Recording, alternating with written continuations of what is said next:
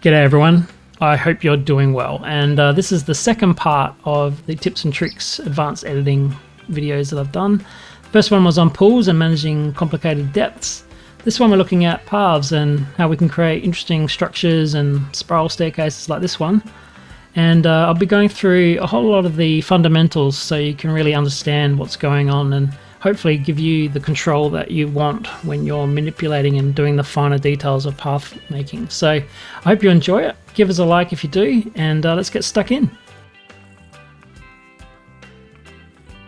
So by now everyone knows that Planet Coaster 2's paths are dramatically better than the first game, and whether you're using the draw tool or the line builder, it's worth noting, just like pools, paths are made up of a mesh. And that structure, if we have a look at it with the multi-select tool, is going to determine what we can and can't do with further manipulation of a placed path. And if you have a look here at the edit tool and we select a piece of the path and drag it out, we can obviously change the shape. But unlike pools, there's no depth control. So when we're on an edge on a pool, we can change the depth, but on a path we can't. And so there's no way to at a later point here create stairs or change the slope of the path. We're sort of reliant on the ground surface when we place it.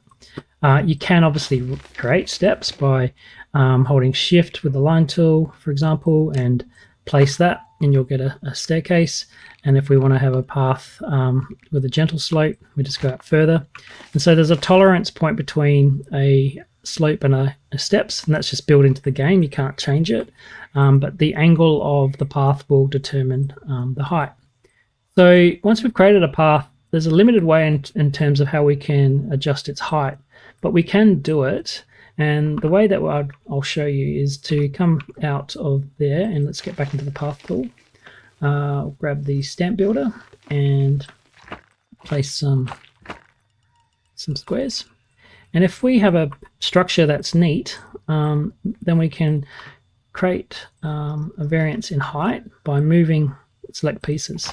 Now, even if you move it just a little bit like I have there, it'll create a balcony, which can be exactly what you want. However, there's a tolerance for editing points, and you can see as I get close to that corner, again, it snaps together, and there's no way we can control that other than staying away from another point. So that'll move it like so, but if I get it there, it'll turn into a triangle and we'll lose that point. So the good news is with height, we can actually affect change and create those slopes after the fact. And if you do that piece by piece and move these up, it's important to note that we need to be under a tolerance of 1.25 meters. So I think that's 1.24 meters. So that should, in theory, give us the control to snap up. And so yeah, that's as far as we can pretty much snap in one go. So okay, well, what about stairs? Well, this slope is determined by the length of this piece.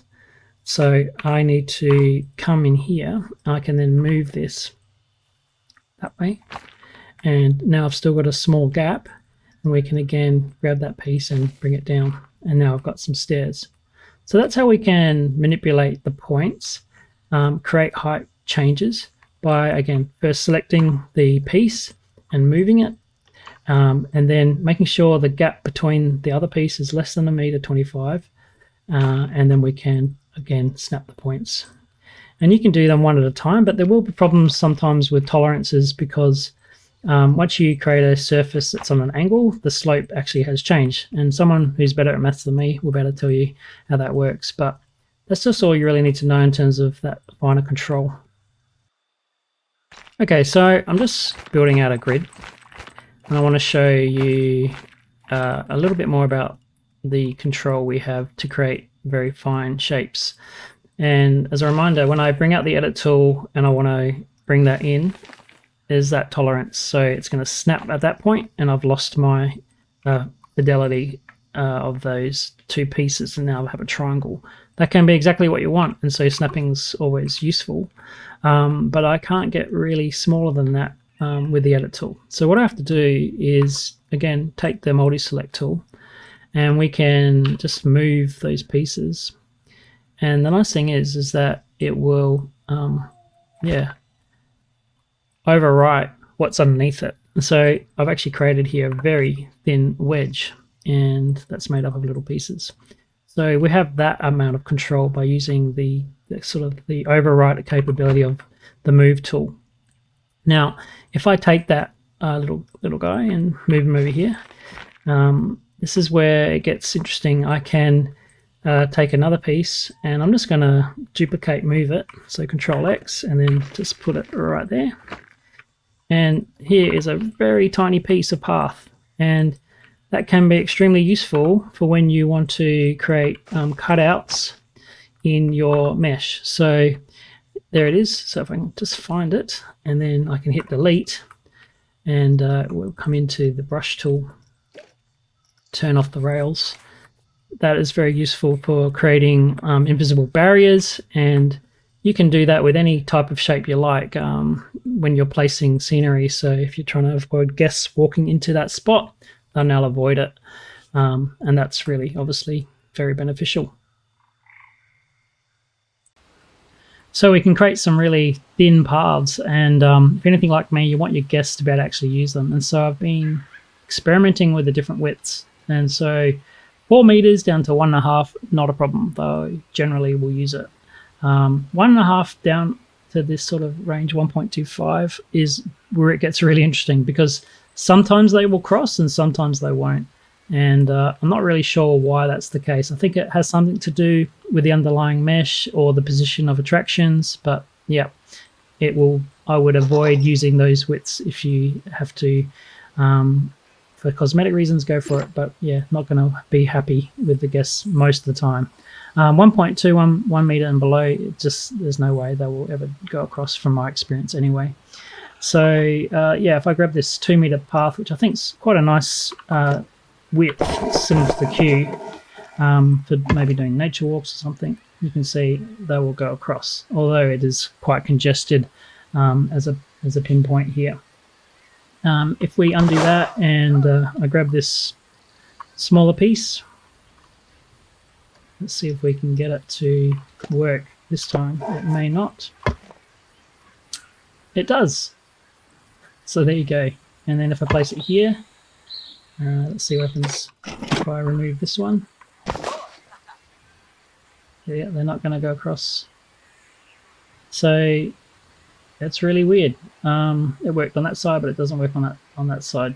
So a good example why I would avoid anything from 1.5 down if you're trying to create a true barrier.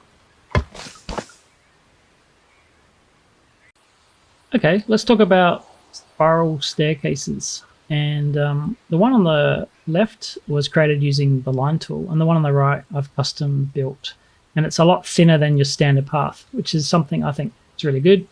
A lot more elegant, and something you can do with some of the advanced tools that I'll show you. But first let's create a path version so we can see at least how that's done.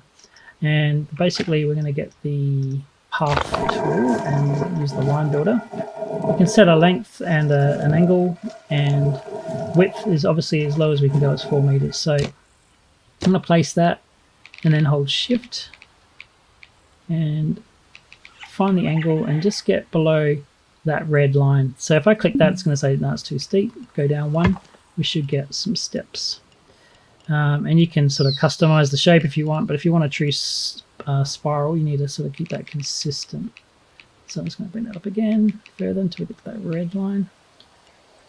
And yeah, around we go. Now, the tighter, the more the acute your angle, the less steep you can go. So that's too steep at that angle. But over here, I can get a little bit more tolerance. And that's because that surface is a lot steeper from the end point on the left to the base point on the right. That's a far too steep angle. So I think it's about here, and it even won't give me the ability to create a step for that sort of angle. So be aware of that limitation. So I don't really like this method. And again, the paths are very big. We can try after the fact to move the vertices, so like so. But see, it's just complicated because this tolerance is getting in the way. It's telling us it's too steep. We can come in and select this piece and delete it and then try again. That might give us a bit more control. But trying to stay accurate in terms of a perfect spiral is going to be difficult here. So it's a kind of a good result if you're looking for like a sloped staircase that's going from point to point. I think that's perfectly fine. But the method I'll show you next is going to give us a much cleaner result. And yeah, look at that perfect circle as it goes up.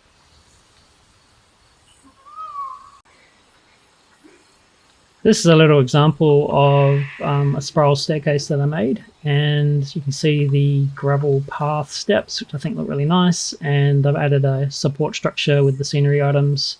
And so, yeah, there's this nice effect where you can walk down the spiral staircase, and yeah, the guests have no issues at all. One thing I'd say is there's no way to change the bulkiness of the concrete suspended path, unfortunately. But if you can live with that, it's still a very nice effect as you walk around your, up to your slides or whatever else you're going to build. And there's a thing to note in that there's a tolerance between this height and that height. It seems to include the whole piece, from the top piece to the piece below it. So that piece here and this piece here, the tolerance seems to take effect from the highest point of this one and the lowest point of that one where they're overlapping. And there doesn't seem to be any way around that. So you have got some restraints in terms of the descent that you need to create. I'll share this piece because it does work. And when you put your guests on the path, even though you can build it, if that tolerance isn't right, they will just get stuck on there and they won't move. So it's something to be aware of when you create one of these staircases. But I quite like it. I think it's kind of something different to the square stairs you get with the flumes. And yeah, just another way to try building something a bit more unique. Okay, well, let's try this method for creating a spiral staircase with a nice thin 2-meter path. So I've got a little piece here ready to go, and I've basically placed 3 hexagons. I found hexagons a good shape for making a spiral. When you round out the curves, it looks really good. You can use octagons too. I just found this to be less fiddly. So I'm going to take this piece and move it, and it should snap into that corner nicely. Once I've done that, I can pick it again and slide it across. And this is going to determine a wedge shape which we can rotate to create a spiral path. If you want it to be bigger, you can take this and move it out like so. And then we're going to get the stamp tool again and just align it and then right over. And now we've got a very nice, easily generated piece.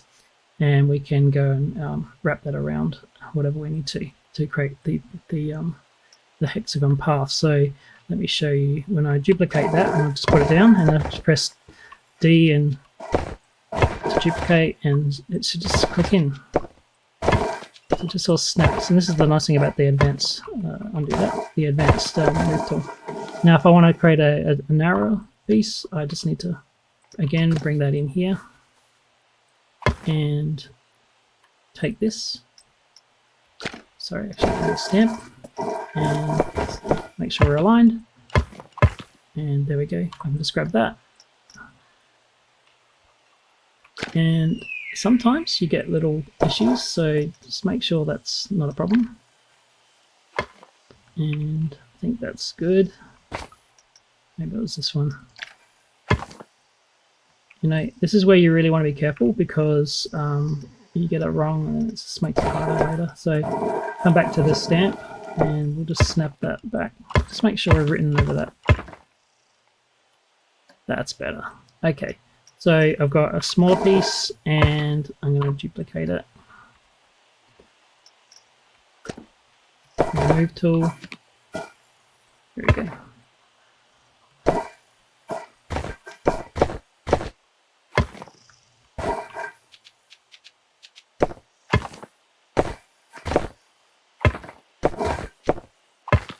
Okay, and you can see, yeah, different widths, and obviously you create longer lines and bigger hex shapes. You can obviously do what you want.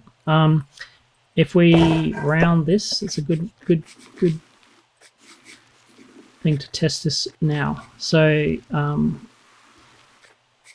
you can see this has got some weird stuff happening, and that's probably because there's some extra vertices in there that we don't want. So to get rid of them, I'll come back to the edit tool, and we'll go back to the rounding tool and make it 0, and let's clear it all out just so we can see what we're doing.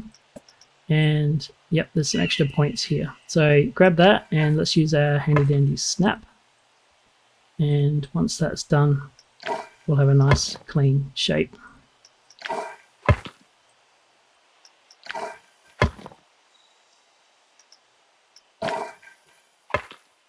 It is handy to be able to double click on these things and get them. So let's try that again with the round tool set to 12. We should hopefully get a nice little donut shape. And we do. Cool. So we know that's going to work for our spiral staircase. So by combining that method with the one we discussed earlier about raising sections, we can get that nice profile. So I'll just create some space. And let's take all these elements and we'll just shift them up with the advanced tool and snap distance of 1 meter. So we want to keep 1 meter per piece so we can get the edges moving up. Again, it is very handy to have the rounding off while you're doing this. So I'll bring that back down and clear it all out. Each edge has got its own curve. There they are. And I'll take this piece and we'll just move that up. And these 3.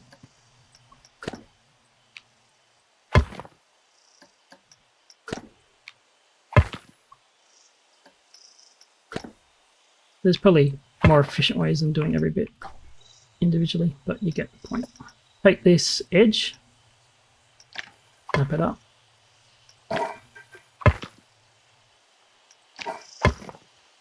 Oops, there we go.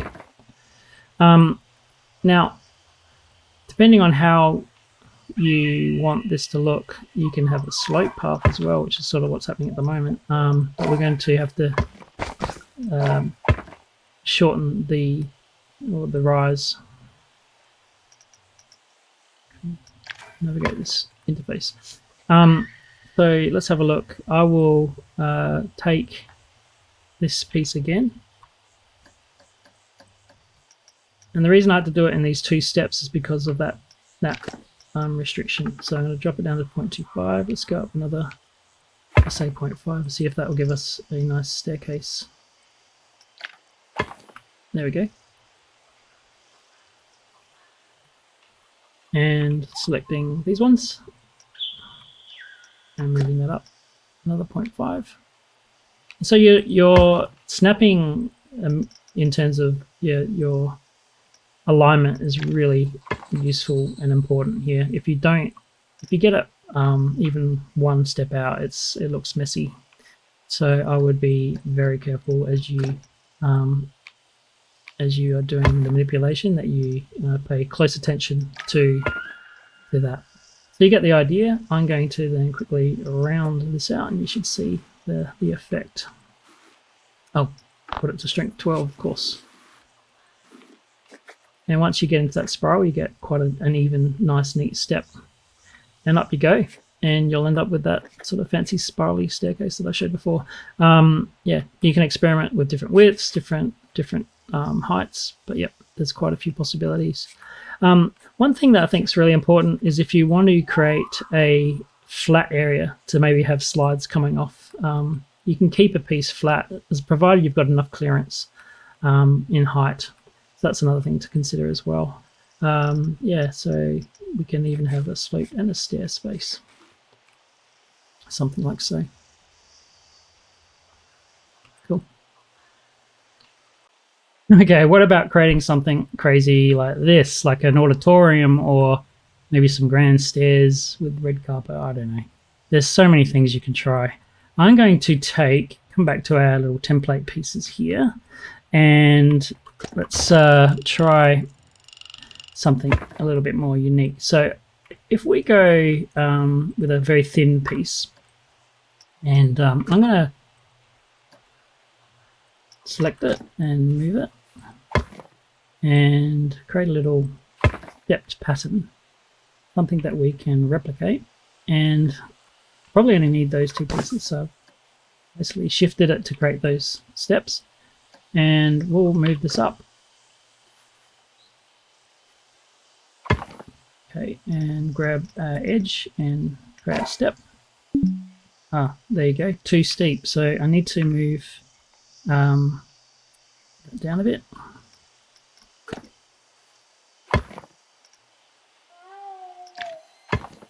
Let's get that right. There's a little step piece. Now, what if we want to rotate that and create like a gentle arch? So I will firstly I'm going to move these out a little bit. I'm going to eyeball this to create a little wedge. This is going to give us a cleaner mesh later with less fiddling around. So you can individually pull those points out. Try to do it evenly on both sides. And we'll see how this goes. Once you've got your little piece, it's going to be similar to the pull method for controlling the depth, where we create like a flat surface. Now, what's going to happen is we rotate it. You're going to find the angles shift slightly, so you've got to just find the right distance for when it's actually curved around. But we'll go with that for now. And yeah, you will find it will vary between slopes and stairs if you're not careful. So I'm just going to take that piece as a reference, whack it down there, and we're going to take both of those and rotate them with the duplicate on. Got my ankle snap, like so. And as we come around, we get a nice archway of stairs with a matching boundary on the right here. Okay, let's take that. Now, I don't need that, so we can delete it. And the higher fidelity we have in the shape, the better angle we're going to get, because we cannot, and I only repeat this, you cannot use the curve tool on the edges in between here. They will default back to a square or a straight edge rather. And so we've got a few options now. Now you can go in and manipulate these pieces if you want to and get rid of those jaggeds. It's not too hard to do. And another way is to go, okay, let's just delete these altogether and take our little step, and we can use the stamp tool with merge off, and this is going to, I want to create an edge. So actually I'll do it like this, and then I want to create an edge here.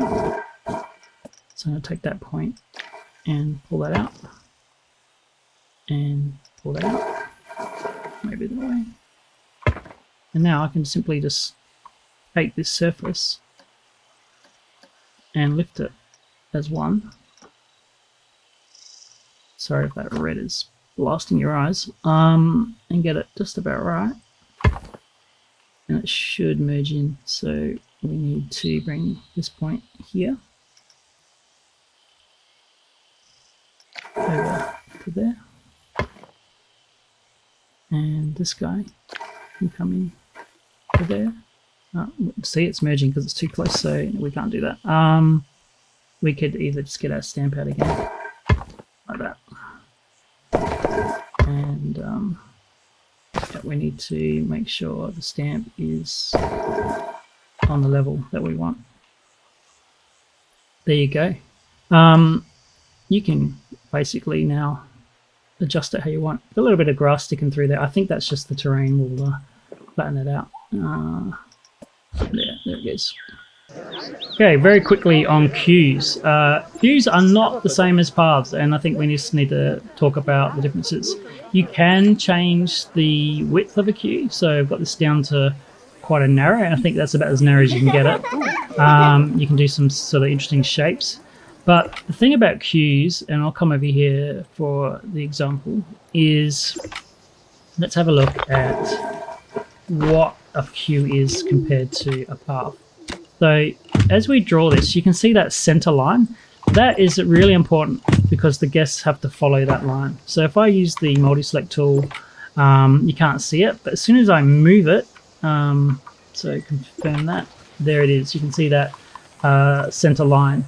And so we can manipulate with the path tool by going back to paths, selecting the edit tool, and we can make our queues narrower. Like so. Okay, and that's how you get a narrow path. It is extremely fiddly. I've tried getting a nice cattle pen with this, but because there's a tolerance with paths, queues rather, you go to have them sort of snapping against each other, they will merge. And once they've merged, it's very hard to separate them. At least at this point, that's all I know. So yeah, that is going to be challenging. And they can't cross at all, whereas paths can cross and you can sort of merge shapes. You can't do the trick with queues to sort of make a thinner queue. You have to manipulate queues completely with the edit tool that's available inside the path area.